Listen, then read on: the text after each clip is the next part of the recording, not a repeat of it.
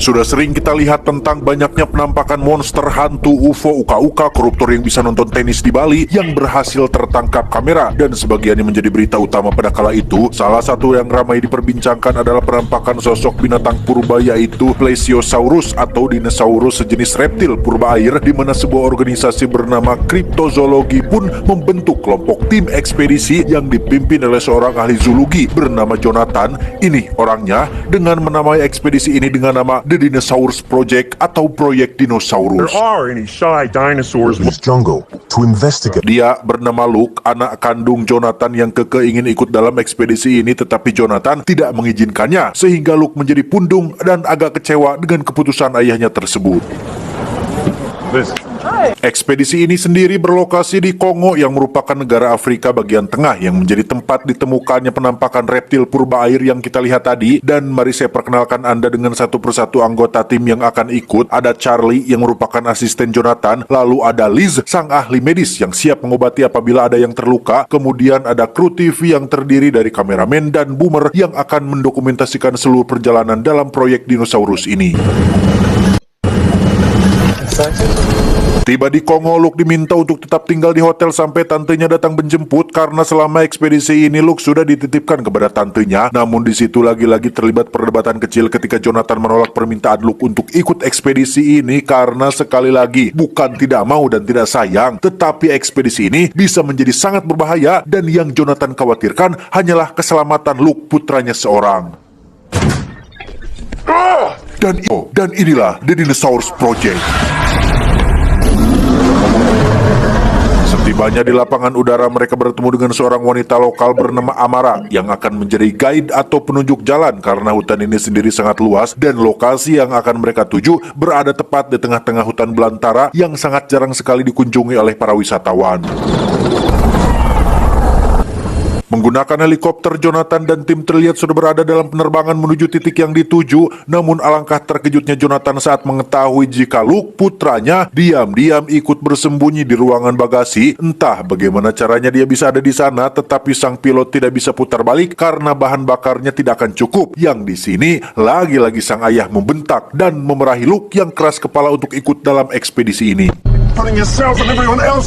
Sebagai generasi milenial, Luke memiliki beberapa perangkat kamera GoPro yang sengaja dia bawa untuk merekam semua aktivitas, di mana saat helikopter terbang tepat di atas desa kecil tradisional yang masih primitif, muncullah beberapa binatang terbang yang tidak mirip seperti burung, yang ketika binatang-binatang itu mendekat, tiba-tiba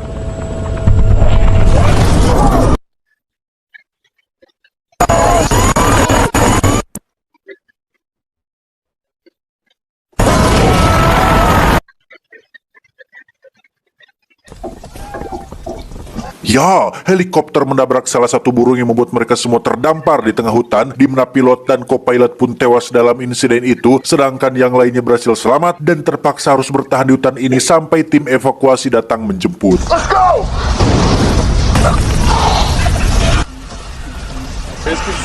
Don't carry passengers.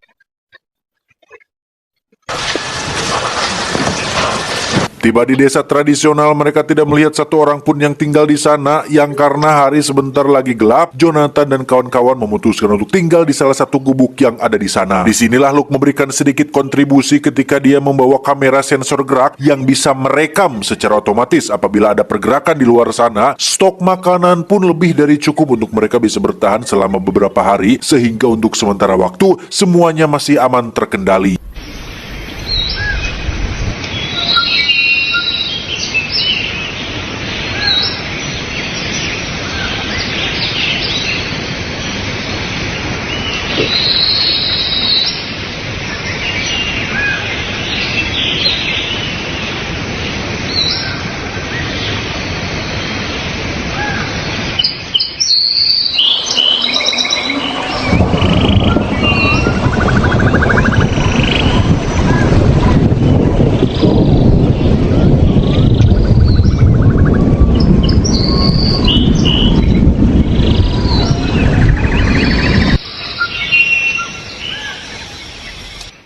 Saat malam hari tiba, kamera pun tiba-tiba menyala saat ada pergerakan di luar sana yang ternyata ada beberapa makhluk terbang yang tadi siang sempat muncul dan menjadi penyebab jatuhnya helikopter, di mana Jonathan dan kawan-kawan pun seketika paburial saat makhluk tersebut masuk ke dalam gubuk.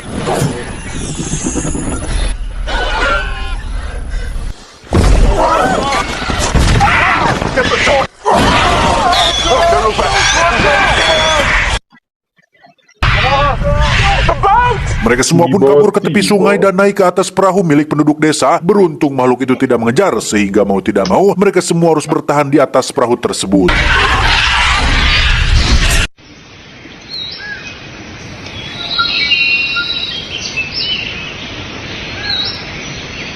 Liz pun tewas dalam insiden tersebut. Di depan kamera, Luke curhat mengenai dirinya sendiri yang mungkin tidak bisa pulang kembali ke rumah, sehingga dia memohon maaf sebesar-besarnya kepada semua pihak aplikasi pinjaman online apabila dia tidak bisa melunasi semua angsuran. Saat itulah Jonathan menghampiri Luke untuk meminta maaf atas semua sikap galaknya, karena semua itu dia lakukan tidak lebih hanya karena peduli dan sayang kepada yang menjadi darah dagingnya sendiri. Namun Luke nampak masih kecewa, yang hal itu bisa dilihat dari raut wajahnya yang masih terlihat pundung. Saat itulah mereka melihat ada pergerakan di antara semak-semak disusul dengan sesuatu yang menabrak perahu mereka, sehingga Jonathan dan kawan-kawan terpaksa melipir dulu untuk membetulkan satu perahu yang bocor.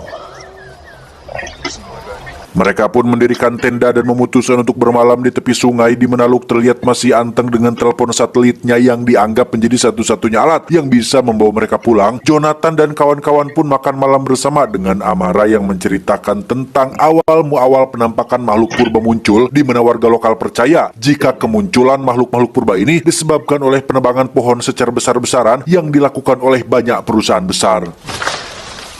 Tak lama mereka pun dikejutkan oleh kemunculan seekor dinosaurus berjenis Dilophosaurus yang memiliki sirip yang bisa buka tutup di bagian kepalanya, di mana Luke sempat memberinya beberapa permen coklat sebelum akhirnya kembali pada kelompoknya. Keesokan paginya, Dilophosaurus yang semalam pun datang lagi setelah ketagihan permen coklat Silver Queen yang biasa dijual di Alfamart, di mana Charlie berusaha untuk mengalihkan perhatiannya agar Luke bisa mengikat kamera GoPro pada tubuh si Dilophosaurus tersebut.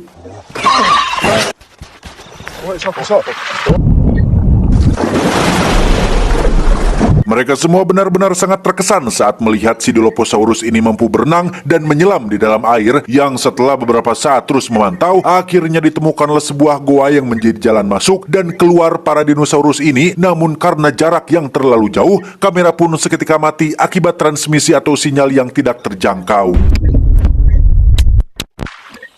Terjadi sedikit perdebatan antara Charlie dan Jonathan. Charlie sangat berambisi untuk terus melanjutkan ekspedisi ini dan mendukung Luke yang sama-sama penasaran dengan kemana perginya para Dilophosaurus tersebut. Sedangkan Jonathan yang menjadi pimpinan ekspedisi justru ingin segera alias pulang, karena meskipun proyek ini sangat penting, namun keselamatan Luke putranya jauh lebih penting. Pun sama dengan Amara yang merasa bahwa apabila ekspedisi ini terus dilanjutkan, hanya akan menjadi bencana untuk mereka semua.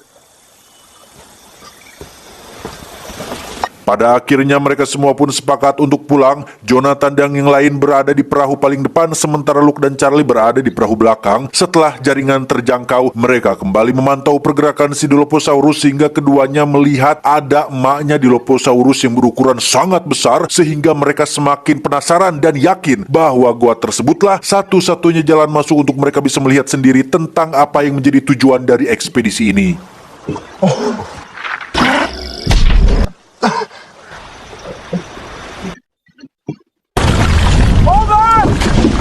Dan ya, terjadi insiden kecil saat melewati arus kencang, di mana Charlie dan Luke harus terpisah dari Jonathan yang secara kebetulan membawa keduanya masuk ke dalam goa, yang alhasil Jonathan dan yang lain pun tidak memiliki pilihan lain selain menyusul mereka berdua.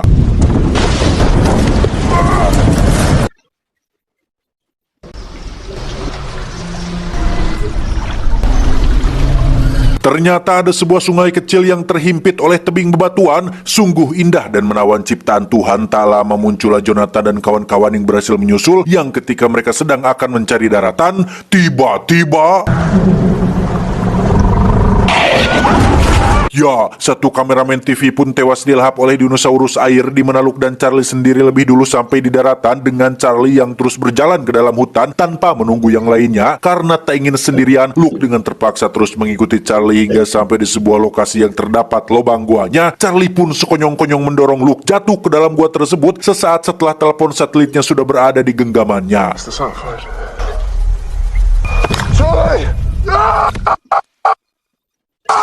Beruntung Luke masih hidup dan tidak mengalami cedera sedikit pun, sementara Jonathan, Amara, dan si Boomer baru saja tiba di daratan dengan perahu yang masih utuh. Yang ketika Jonathan ingin pergi ke dalam hutan menyelamatkan putranya, Amara sendiri memilih untuk tidak ikut dan tetap pada rencananya, yaitu pulang menggunakan perahu dan mengikuti arus sungai setelah merasa bahwa tempat ini terlalu berbahaya untuk keselamatannya. Kembali ke Luke yang masih sendirian dan hanya bisa berbicara dengan kameranya, dia pun dikejutkan oleh kemunculan Dilophosaurus yang kemarin dia kasih makan. Yang ketika Luke melihat ada sesuatu yang bergerak di balik semak-semak, dia pun mencoba mencari tahu dan... ya, ternyata itu adalah dinosaurus terbang sejenis Pteranodon yang kemarin sudah menjatuhkan helikopternya. Yang ketika Luke sedang terdesak, tiba-tiba muncullah si Boomer dan Jonathan yang berhasil menyelamatkannya. Si Boomer masih kesal atas kematian rekan kameramennya, sehingga dia memutuskan untuk terus mengejar para Pteranodon itu hingga tak sengaja membawanya ke habitat yang menjadi tempat tinggal mereka. Si Boomer mati, Luke dan Jonathan terus menyusuri hutan hingga sampai di sebuah lembah yang tak pernah mereka lihat sebelumnya, dan tak lama terjadi longsor batu yang membuat ayahnya harus ngagulantung tepat di tepi jurang. Yang rupanya longsor itu bukanlah longsor alami, melainkan dibuat oleh si Charlie yang sengaja ingin mencelakai mereka berdua, sehingga Jonathan harus tewas jatuh dari tebing setelah dirinya tak bisa bertahan. Tak punya pilihan lain, Luke terpaksa kembali ke dalam hutan, lebih tepatnya memasuki sarang atau tempat tinggalnya si Dilophosaurus yang sudah pernah dia beri makan. Tak lama muncullah Luke yang berhasil mengejarnya dan masih berambisi untuk melenyapkan Luke supaya dirinya menjadi satu-satunya orang yang bertahan dalam proyek dinosaurus ini. Saat itulah muncul si Dilophosaurus yang datang hanya untuk meludahi Luke dan pergi begitu saja tanpa minta maaf dan permisi. Awalnya Luke merasa tersinggung dengan sikap si dinosaurus yang tidak memiliki sopan santun dan tata krama, tapi tak lama Luke akhirnya mengerti bahwa tujuan si Dilopho meludahinya adalah agar emaknya si Dilopho ini menganggap bahwa Luke adalah teman dari anaknya.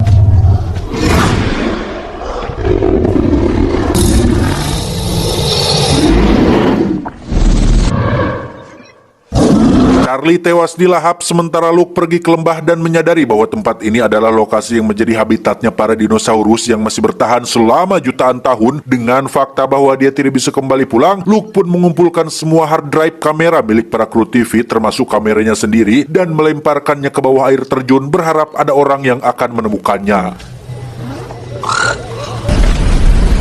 Dan itulah awal bagaimana rekaman video ini bisa kita lihat menjadi satu kesatuan dalam bentuk cerita film yang utuh. Dan tentu saja ini semua hanyalah film found footage semata.